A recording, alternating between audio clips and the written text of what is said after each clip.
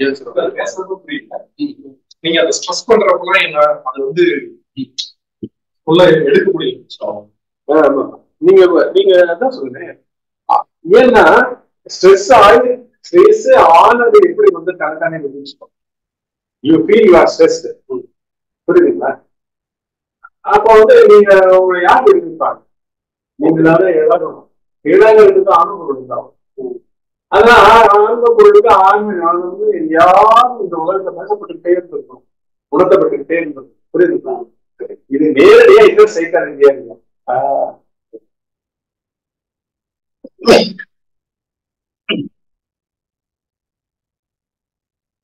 இதை விடுவிப்பாரு தாங்க முக்கியமான விடுதலை கொடுக்கிறது. வந்திருக்கோம் வந்துருக்க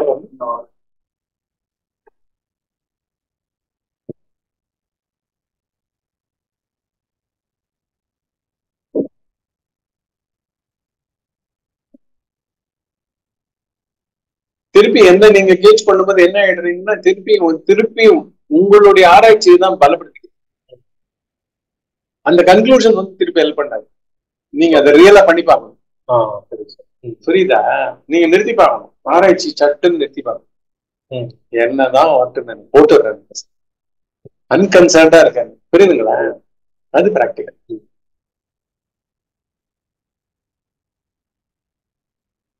அது சொன்னது விளங்க பட்டுன்னு போடணும். யூஸ் ஆயிடும். டைட்னஸ் கொண்டு வரதே இதுதான், இன்டெலெக்சுவல் சொல்யூஷன். அது மேல பார்க்க போட்டு யூஸ் பண்ணுவீங்களா? ஆமா, அது அந்த மாதிரி பாரத்தை தன் மேல போட வைக்கிறதும் அதுதான். அப்படின்னு தெரிய வரும். நான் அதை முதல்லயே அவுட் பண்றேன். அதான் எனக்கு அதை டைஜஸ்டே பண்ண உள்ள தடுக்குதுன்னு சொல்லுவாங்க. ஆமா ஆமா, உங்களால அதை அர்ப்பணிக்க முடியல. ஆனா அது எனக்கு ப்ராம்ப்ட் கொடுக்குது. ஓகே ஓகே, ஆனா போட அப்படின்ட்டு என்ன அசக்தியா கைவிட வைக்குது. இப்ப நீங்க லூசா பாக்குறேன்னு சொல்றீங்கல்ல? ஆமா, என்னால அந்த லூசா அது அதுதான் கண்டிஷனிங். அதுதான் கண்டிஷனிங். இன்னும் ஸ்ருதி ஏத்து ஏத்து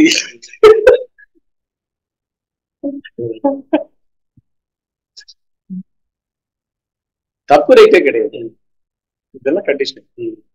இதெல்லாம் சர்வசாதாரணமா அது என்ன சமயம் புரியாது. கண்டிஷனிங் கண்டிஷனிங் கண்டிஷனிங் திருப்பி அருள் மயமா அது என்ன உடைச்சிடும். ஏன்னா ஏன்னா இல்ல இல்ல இல்ல இல்ல இல்ல இல்ல இல்ல இல்லம்மா இல்ல தாங்க. என்னன்னா கண்டிஷனிங்னால கஷ்டப்படுவீங்க. அந்த கஷ்டம் கிரிட்டிக்கலா போகும். அப்ப உங்களை மீறி கிவ் அப் பண்ணுவீங்க. உங்களால அதாவது கஷ்டத்தினால பீக்குக்கு போயிடுவீங்க. ஐயோ இதுக்கு மேல என்னால முடியாது, இதுக்கு மேல என்னால ஆராய்ச்சியும் பண்ண முடியாது, விடுங்கடா கொஞ்சம் எழுந்து போங்கடா அப்படின்னு. என்னதான் பணம் சம்பாதிக்க இருந்தாலும் போடுண்டா, டே கடையை மூடுறா, கடையை மூடுறா, போடுண்டா அப்படின்னு சொல்லிட்டு ஒரு விரக்தி, ஒரு டயர்ட்னஸ்லயோ ஃபேட்டிக்லயோ சொல்றாங்கல்ல, அத போல நிஜமாவே வெறுப்படைஞ்சு சொல்லும்படியா வந்துடும். அந்த அளவுக்கு அது கிரிட்டிக்கல் ஆலன்னு அர்த்தம். அந்த அளவுக்கு கிரிட்டிக்கலுக்கு கூட போக வேண்டிய அவசியம் இல்லை. இவன் இப்ப ராஜாவெல்லாம் என்ன ஆயிடுறான், சேலஞ்ச் பண்ணப்படுறான். ரவிராவ் பட்டர் என்ன பண்றாரு, அமாவாசை தனியா கேட்கிறோம், இதையும் கேளுங்க, இதையும் கிவ் அப் பண்றது அப்படின்னு சொல்றாரு. இதுவேதான் எல்லா அற்புதமான இதனுடைய சாரமே அதுதான். ஒழிவில் ஒடுக்கம்ன்ற கண்ணுடை வள்ளலான்றவர் புஸ்தகத்துல அத்தனை செயலும் கொடுத்துருவாங்க. பிராக்டிகல் நீங்க தனித்தனியா சொல்லும் போது வாழ்க்கையோட மேட்ச் ஆகப்படுது. நீங்க தனியா சொல்றீங்க, அது புரியுது, அது பாடமா புரியுதுன்னு வச்சுக்கோங்க. பிராக்டிக்கல் நான் என்னுடைய வாழ்க்கையை நான் அப்ளை பண்ணும் போது அதான் அது ஏன்னா நீங்க வாழற விதமே, நான் என்னுடைய ஏகப்பட்ட குரூப்ஸா வச்சு வாழ்ந்துட்டு இருக்கீங்க, தனித்தனியா கம்பார்ட்மெண்டலிஸ்டா வாழ்ந்துட்டு இருக்கீங்க, இன்டகிரேட்டடா வாழ்வாங்க. இதுல என்னன்னா வெளி உள்ளுன்னு பிரிக்க மாட்டாங்க, ஆன்மீகம் லௌகிகம் பிரிக்க மாட்டாங்க, வெறும் நெகிழ்ந்து நெகிழ்ந்து கொடுத்துக்கிட்டே இருப்பாங்க. புரியுதுங்களா?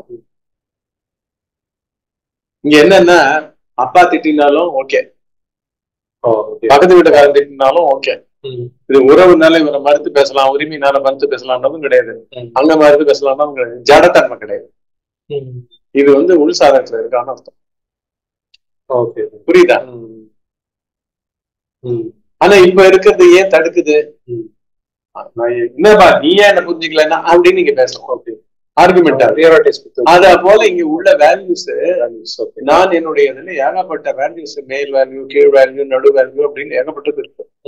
இப்படி எல்லாம் ஒன்றும் இருக்க வேண்டிய அவசியம் இல்லை. ஏன்னா ஒரு வேல்யூவும் கிடையாது தூக்கத்துல. நான எப்படி வருதோ எல்லா வீரியத்தையும் ஆஃப் பண்ணக்கூடிய ஒரே விசார பார்வை வந்து தூக்க பார்வை. தூங்காமல் தூங்கும். அது கம்பாரிசனுக்கு எடுத்து அதை முடிஞ்சு போச்சு. ஆமா, கம்பாரிசன் கொண்டு வரணும். அந்த ஞாபகம் வர்றதுதான் பெரிய விஷயம். உங்க பீக்ல அனலைஸ் பண்ணும்போது எங்க இருந்தேன் தூக்கத்துல மாட்டி வச்சு ஒரு தூங்குற போட்டோ எடுத்து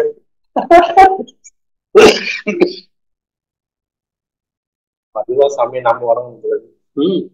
தூங்குற போட்டோ எடுத்து மாட்டி வச்சுட்டு அது ஞாபகத்துக்கு வரும். ஞாபகத்துக்கு வரும்.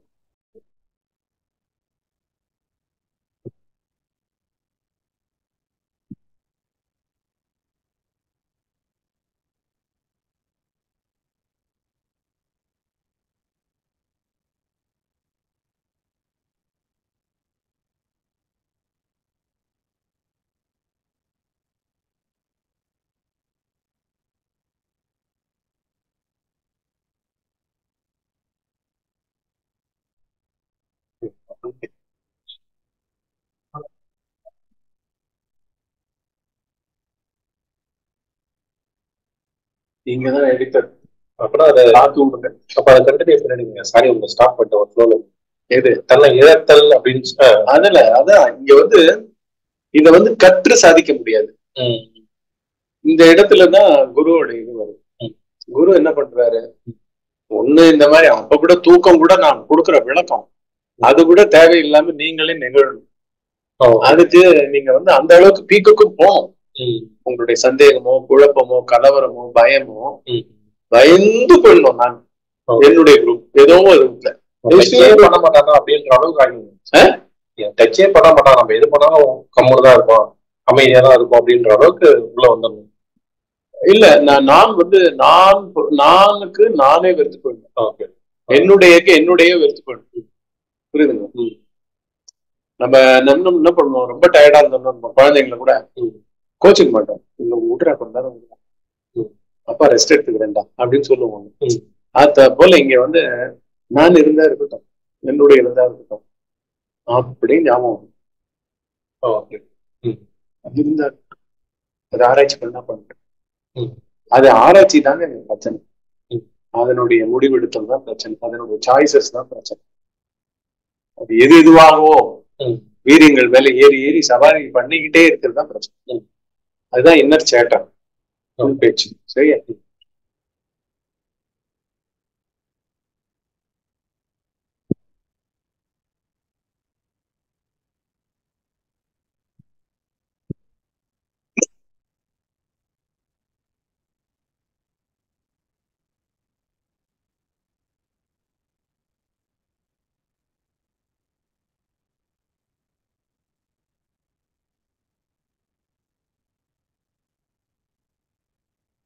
பிசிக்கலாவே ஹெல்ப் பண்ணுவாரு ஞானியர் சாமி.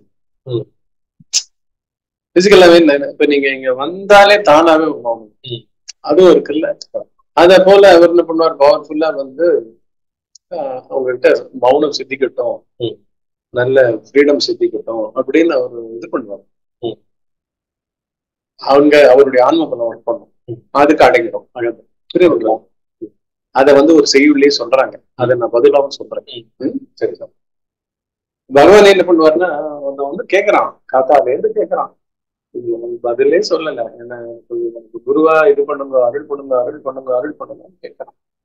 அப்புறம் ஒரு 3-4 மணி நேரம் கழிச்சு அப்படியே எழுந்து பாத்ரூம் போறாரா எங்க போறான்னு தெரியல, திருப்பி பூரா கொஞ்ச நேரம் வெறும் தீட்சை, கண்ணாரே தீட்சை. அடங்கி என்னப்பா பகவான் உன்னை இப்படி பார்த்தாரு அப்படின்னு நாம அடங்கி போச்சு. ஒரு சேட்டை இல்லை அப்படின்றான். அது டெம்பரரியா கிடைச்சா கூட அந்த டேஸ்ட் நிக்கும் உங்களுக்கு ஒரு செகண்ட் கிடைக்கும். ஆமா, அது கம்ப்ளீட் ரெஃப்ரெஷ் பண்ணும். புரியுதுங்களா? ஃபார்மேட்டிங்கே அழிஞ்சு போயிடும். நான் என்னோட ஃபார்மேட்டட் டிஸ்க் போயிடும், போயிட்டு பியூரா வெறும் அறிவு மையம் இருக்கும்.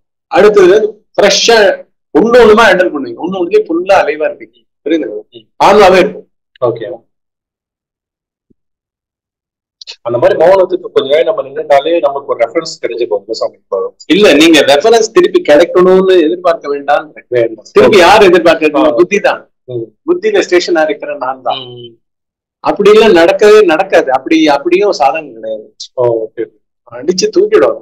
இப்போ ஒரு டைம்ல பார்த்தீங்கன்னாக்கா ஒரு ஹாஃப் அன் அவர் 1 ஹவர் மௌனம், இல்ல என்னமோ இல்லாம இருக்கணும் அப்படின்னு வச்சுக்கோங்களேன். மறுபடியும் நான் வந்து ஐயோ இந்த மாதிரி உட்காரணுமே அப்படின்னு எண்ணக்கூடாது.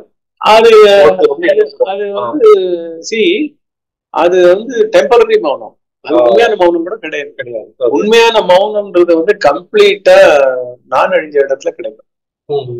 அது பேர் தான் ஜீவத்துவம் இருக்கும் பொழுதே நடக்கிற முக்தி. இது வந்து அதோடைய ஒரு டேஸ்ட், ஒரு பிளேவர் வச்சுக்கலாமா சுவாமி? இல்ல ஆரம்பிக்கிறது. ஆரம்பிச்சுக்கிட்டே அதாவது மெயின் படம் ஊருக்கு வரல, ஆனா ஓயாம தினம் ட்ரெய்லர் போட்டு இருந்தானா எப்படி இருக்கும்? அதை பார்த்தே ஒரு மகிழ்ந்துகிட்டு ஐயோ இந்த சீன் வருமா, இந்த சீன்ல என்ன பண்ணிருக்கான், அந்த சீன் ஒரு 5 நிமிஷம் தான் 3 மணி நேரம் படத்துக்கு. ஆனா 3 மணி நேரம் படம் 3 மாசம் கழிச்சு தான் தினம் ட்ரெய்லர் பாக்குற மாதிரி. அதுவும் நல்லதுதான். இல்ல பார்க்க கூடாது, பாராட்டக்கூடாது, இதுதான் அதிகரிக்கப்பட்டிருக்கு இப்போதைக்கு. அதுக்கே ஆசைப்படலாம். மொத்தத்துல நீங்க எப்படியாவது ஊக்கப்பட்டுக்கணும், ஊக்கமா இருக்கணும். தேடுறது வந்து நின்றுக்கூடாது, தவிக்கிறது நின்றுக்கூடாது. கஷ்டத்தையும் வந்து கஷ்டம் நடக்கும், அது வந்து உங்களால நடக்கல. இப்ப நான் வந்து இங்க உட்கார்ந்து வேலை பண்ணிட்டு இருக்கேன், புரியுதுங்களா? அவருடைய பழைய அக்கௌண்ட் தான் இப்போ ஒவ்வொரு செகண்டும் பழைய அக்கௌண்ட் தான் வேலை பண்ணும். அதுக்கு ஆன பொருள் காணும், அது பழசாகிக்கிட்டே அக்குமுலேட் ஆகிட்டே அதை கிளீன் பண்றதும் நம்ம வேலை. அதனால தீர்வு எல்லாம் கிடையாது. மனத்தை ஒழிக்கிறது சடன் தீர்வு, இப்படி ஒரு தீர்வு அப்படி ஒரு தீர்வு எல்லாம் கிடையாது. ஆனா ஒரு தீர்வு என்னன்னா சரண்டர், கம்ப்ளீட்டா. ஆனா போவா எது வேணா இருக்கட்டும், ஏன்னா எல்லாத்துக்கும் எங்க ப்ரொவிஷன். 3 குணங்கள், தாமச குணம் இருக்கு, ராஜச குணம் இருக்கு, அதெல்லாம் இப்படித்தான். பத்தி நிறைய சொல்லுங்க சுவாமி. சொல்றேன். சரண்டர் நம்ம சாதாரணமா சொல்லிடுறோம் சுவாமி, ஆனா அதுதான் பண்ண முடியல. ஆமா, சரண்டரை வந்து எங்க யாரு எப்படி அது என்ன ப்ராசஸ் அப்படிங்கிறது விளக்கப்படும். அது எப்படி யாரு பண்ணுவான். ஏன்னா நீங்க தனியா புக்ல சொல்றப்போ அது சரண்டர், ஓகே இப்படிதான் சரண்டர் பண்றவங்க. பட் பிராக்டிகலா வரும்போது சரண்டர் ஒரு துளி கூட இருக்க மாட்டேங்குது. அது ஏன் அப்படின்றது வந்து நீட்டா எக்ஸ்பிளைன் பண்ணுங்க சார்.